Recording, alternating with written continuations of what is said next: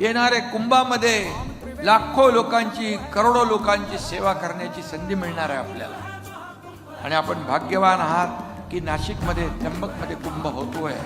ही भूमी पवित्र भूमी आहे आणि म्हणून त्यात देखील कुठेही काही कमी पडणार नाही याची काळजी आपल्याला घ्यायची आहे. काल त्याची बैठक झाली, पूर्ण तयारीची बैठक आपली झाली. कुठेही कुणालाही काही कमी पडणार नाही, कुठेही कुणाची गैरसोय होणार नाही यासाठी आपण प्रयत्न करतो. मी जेव्हा बैठक घेतली इथे नाशिक महापालिकेत, त्यावेळेस देखील मी योगी आदित्यनाथ यांच्याशी फोनवर बोललो आणि आपले अधिकारी, जेव्हा कुंभ तिकडे चालू होता त्यावेळेस आपले अधिकारी आपण तिकडे पाठवले. प्रयागचा कुंभ जो झाला उत्तर प्रदेशमध्ये, तिकडे बघून या.